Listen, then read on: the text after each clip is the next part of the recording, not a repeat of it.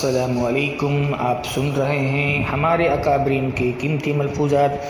دھیان کے ساتھ سنیے اور پورا سنیے. چھوڑیے ان کے افتراء کو بھی چھوڑیے. کیوں؟ اس لیے کہ جو بات آپ سے کہی جا رہی ہے وہ بات آپ کے کام سے متعلق نہیں ہے. میں بہت آپ سے سب سے عرض کر رہا ہوں کہ یہ ایسا ایک بنیادی اصول ہے کہ جو سوال ہمارے کام سے متعلق نہیں ہے اس سوال پر کبھی توجہ نہیں دینی چاہیے. اس سوال کی جواب پر کبھی توجہ نہیں دینی چاہیے. وہ سوال ہی محمل ہے جو سوال کام سے متعلق نہیں بلکہ لایانی ہے. آپ دیکھیں گے سیرت میں آپ صلی اللہ علیہ وسلم سے جو سوال کیا گیا آپ کے دین کے بارے میں، آپ کی شریعت کے بارے میں، اس کا جواب سائل کے ہٹنے سے پہلے آ گیا. جبریل فوراً آ گئے، فوراً آ کے جواب دیا کہ اس کا سوال کا جواب دیا. کتنے قرآن بھرا پڑا ہے یستفتونک یسألونک یستفتونک یسألونک.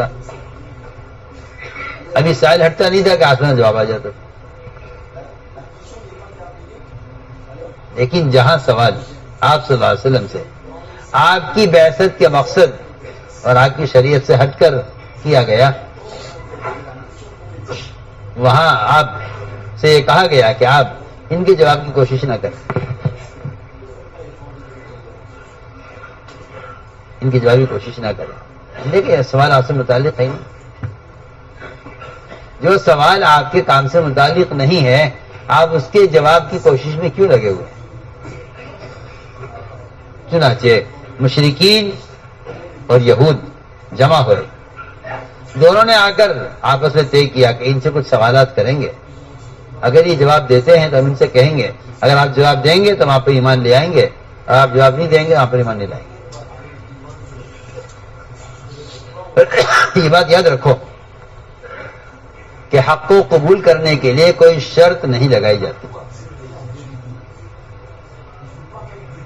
حق کو قبول کرنے کے لیے شرط لگانا باطل ہے، کیونکہ حق جو ہے وہ مشروط نہیں ہو سکتا کہ بھائی ہم ایمان لائیں گے مگر اس شرط پر لائیں گے.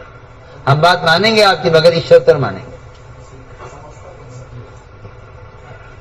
حق مشروط نہیں ہوتا. حق کو بلا شرط قبول کیا جائے تو وہ حق ہے، اور اگر آپ حق کے ساتھ شرط لگا رہے ہیں تو آپ باطل پر ہیں، کیونکہ حق کو مشروط کرنا یہ باطل ہے.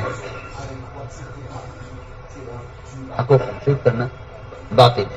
اس لیے کفار آپ صلی اللہ علیہ وسلم پر ایمان لانے کے لیے شرطیں لگاتے تھے کہ اگر ایسا کریں گے تو ہم مان جائیں گے، اگر ایسا کر دو گے تو ہم مان جائیں گے. بہت مثالیں ہیں اس کی سیرت میں. چنانچہ آپ سے سوال کیا آگے کہ بتائیے کہ اصحاب کہف کون تھے، ذوالقرنین کون تھے، روح کیا ہے. آپ کو کیا ضرورت کی جواب کی؟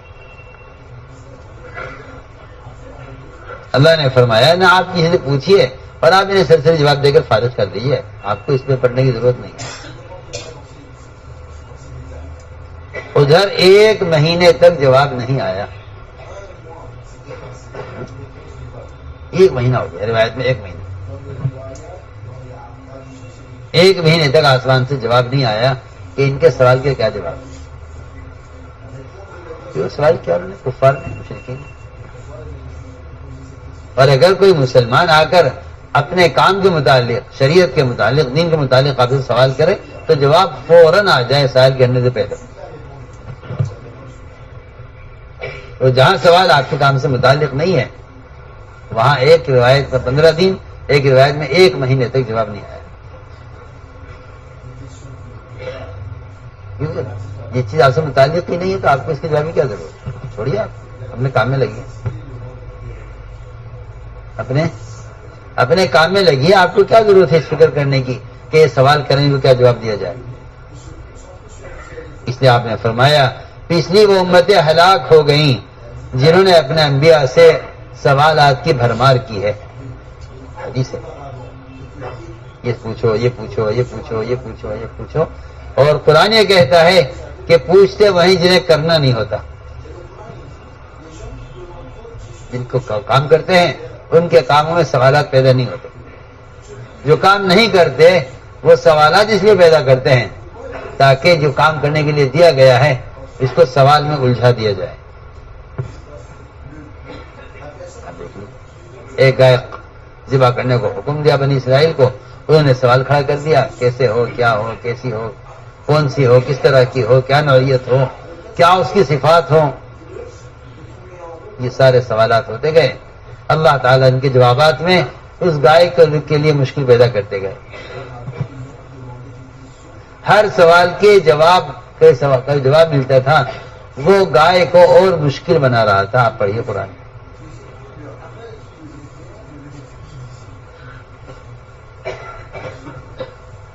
تو میں نے عرض کیا کہ سوالات کرنا محمل سوال ہے، جو سوال آپ کے کام سے متعلق نہیں ہے اس کے جواب کی فکر نہیں کرنی چاہیے. چنانچہ جہاں آپ سے سوال کام کے متعلق کیا گیا فوراً جواب آ گیا. آپ نے فرمایا کہ اللہ نے حج فرض کر دیا ہے. ایک صاحب نے کہا یا رسول اللہ کیا حج ہر سال کرنا ہوگا؟ آپ نے کوئی جواب نہیں، ادھر سے رخ پھیر لیا. اس نے دوبارہ کہا یا رسول اللہ فرمائیے کیا حج ہر سال فرض ہوگا؟ آپ نے کوئی جواب نہیں دیا. اس نے کہا میں آپ سے ایک سوال کر رہا ہوں، کیا حج ہر سال کرنا فرض ہے؟ آپ کو غصہ آ گیا. آپ نے فرمایا اگر میں ہاں کر دیا ہر سال فرض ہو جاتا. جب تم سے نہیں کہا گیا ہر سال حج فرض ہوگا تم سوال کیوں کر رہے؟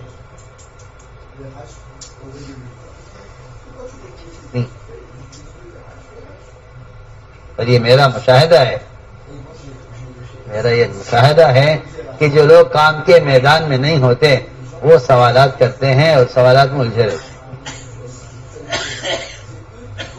اس لیے فرمایا کہ ایک تو سوالات نہ کرو، کام کرو، اور کام آسان ہے. کیونکہ بہت سارے سوالات وہ ہیں جو کام کیے بغیر حل نہیں ہوں گے.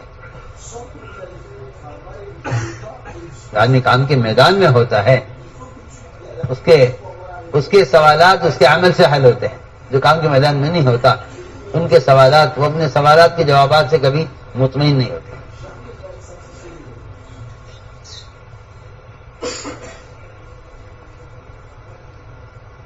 تو ہم نے عرض کیا کہ یہ ہے اصولی بات کہ اگر سوال آپ کی شریعت سے متعلق ہے تو جواب فوراً آ جائے گا، اور اگر سوال آپ کے کام سے متعلق نہیں ہے تو اس کے جواب میں اتنی تاخیر ہوئی کہ 1 مہینہ تاخیر ہوئی روایت میں.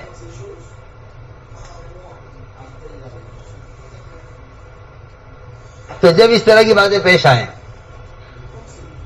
تو کیا کرنا چاہیے؟ میں عرض کر رہا تھا کہ منافقین کا کام یہ ہوتا تھا کہ کوئی معمولی بات پیش آ جائے اس کو اتنا بڑھاؤ چڑھاؤ پھیلاؤ اچھالو. حدیث میں آتا ہے کہ آدمی زبان سے ایک بات کہتا ہے اور وہ بات افق تک پہنچ جاتی ہے، یعنی آسمان کے کناروں تک، یعنی عالم بھر پہنچ جاتی ہے. میں سمجھتا ہوں کہ یہ آپ صلی اللہ علیہ وسلم نے اس زمانے کے لیے فرمایا ہوگا کہ آج وہ آلات اور ذرائع ہیں مسلمانوں کے ہاتھوں میں کہ اگر کوئی فتنے کی بات ایک جگہ کہی جائے تو وہ 1 لمحے میں سارے آفاق، سارے ملکوں کو پہنچ جاتے ہیں. اس لیے ہمیں چاہیے کہ سیرت میں اس بات پر غور کریں کہ اگر منافقین اس طرح کی حرکت کریں تو ایمان والوں کو کیا کرنا چاہیے.